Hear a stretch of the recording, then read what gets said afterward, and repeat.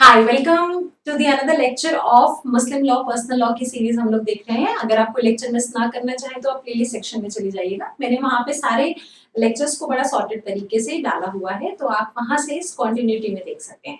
आज का लेक्चर जो है वो तलाक के ऊपर है कि तलाक किस तरीके से दिया जाता है मुस्लिम लॉ में। 5 तरीके से बेसिकली दिया जाता है। शुरू करते हैं हम लोग तलाक अहसन, तलाक हसन, तलाक बिद्दत, खुला और मुबारक। तो जल्दी से समझते हैं तलाक क्या होता है। इसको समझने से पहले हमें एक वर्ड समझना पड़ेगा जिसका मतलब होता है तुहुर। क्या? तुहुर। तुहुर क्या होता है? फीमेल के मेंस्ट्रुअल साइकिल, एक मेंस्ट्रुअल साइकिल से दूसरे मेंस्ट्रुअल साइकिल के बीच का जो प्योरिटी का पीरियड होता है, एक मेंस्ट्रुअल साइकिल से दूसरे मेंस्ट्रुअल साइकिल के बीच का जो पीरियड होता है उसको बोलते हैं तुहुर।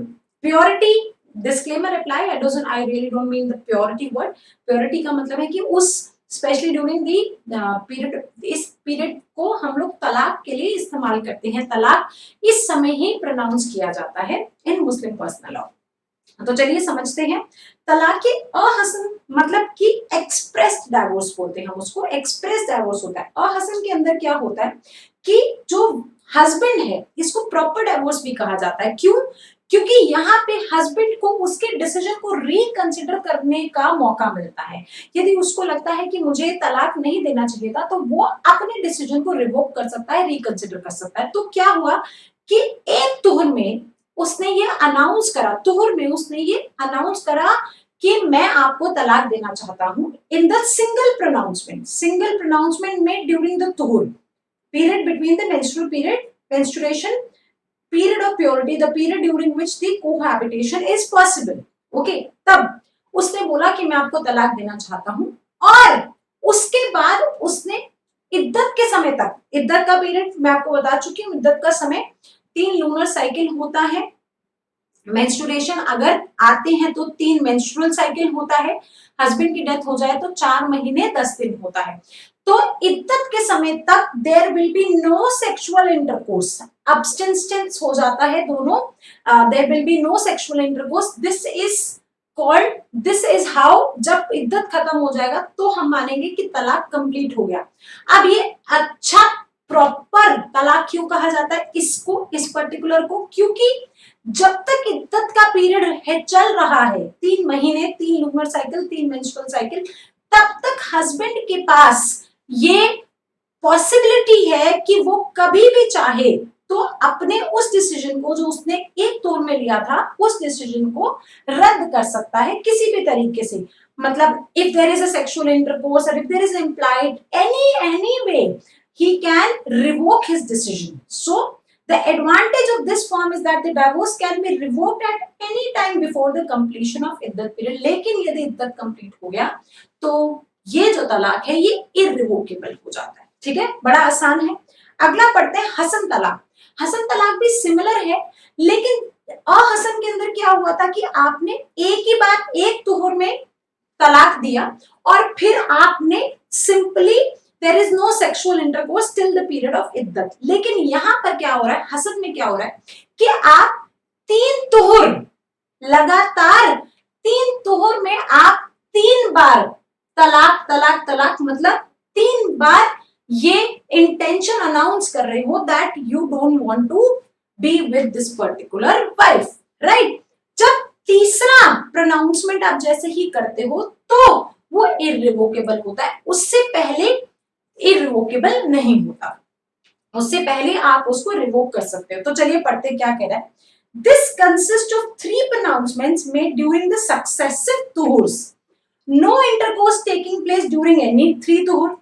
The moment the third pronouncement is made, that is no revocation is made. Of course अगर पहले और दूसरे के बाद कोई रिवोकेशन नहीं किया है आपने तो तीसरे के बाद ही the marriage stands dissolved irrevocably irrespective of इद्दत। ठीक है, अब बात करते हैं तलाकुल बिद्दत की, जो कि अब जिसको हटा दिया गया है, जिसको हमने एबॉलिश कर दिया है।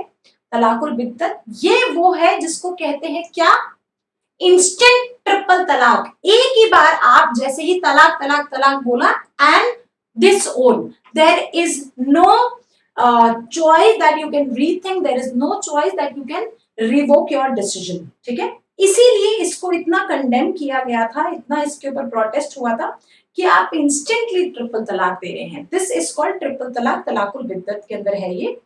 It consists of three pronouncements in a single tur, either one sentence, I divorce 3 times. This three separate sentences.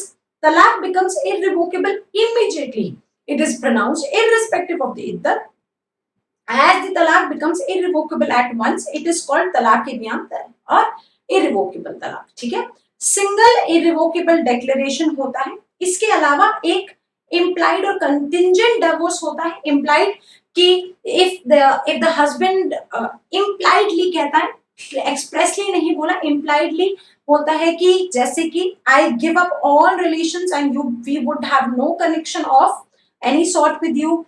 I have released you from being my wife, etc. These are all implied statements. Also, there is an implication that there is no sexual intercourse and the husband has given up all the rights on the wife. These are also implied kind of divorces. And the last is जिसको बोलते हैं तलाक तफवीज, that is delegated divorce, कि जब कभी आप किसी और को डिवोर्स देने का हक डेलीगेट कर देते हैं। जैसे कि एक एग्जांपल हमने यहाँ लिखा हुआ है, पढ़िए क्या कह रहा है। A enters into the agreement before the marriage with B by which it provides that A should pay ₹400 for her dower on demand। ठीक है, dower on demand उसको 400 रुपए मिलेगा। And she should not bear or ill treat her। Obviously that he should allow B to be taken for the father house 4 times a year। ये सारी condition उसने अपने निकाहनामा में लिख दी कि आप 400 रुपए दोगे, मुझे गलत ट्रीटमेंट नहीं दोगे, मुझे मेरे फादर के घर लेके जाओगे 4 बार साल में। And if the committed the breach any of the condition, तो आपने डेलीगेट कर दिया। अगर आपने इनमें से कोई भी कंडीशन नहीं मानी, then B should have the power of divorcing herself from A। तो B जो वाइफ है should have the power of divorcing herself from A। This is called तलाक तफवीज, जहां पे आपने डेलीगेट कर दिया वो राइट, अब वो ट्रांसफर हो गया है राइट। ठीक है, आई होप आपको समझ आ गया। बहुत सिंपल है, कुछ भी नहीं है, इतना ही पढ़ना काफी है। इसी को आप अपने नोट्स में से अच्छे से पढ़ेंगे तो आपको समझ आ जाएगा।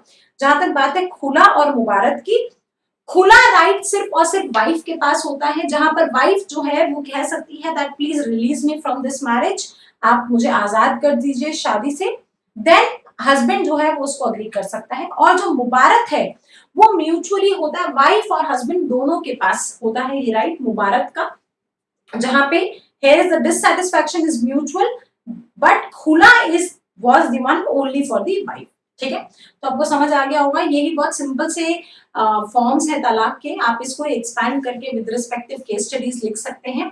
और यदि आप कोई एंट्रेंस के लिए तैयारी कर रहे हैं तो this is more than enough. Okay, see you in the next lecture. Please playlist को देखिएगा, प्लेलिस्ट के अंदर सारे लेक्चर्स ऑर्डर में डले हुए हैं। I hope you are liking it, show some love, bye bye.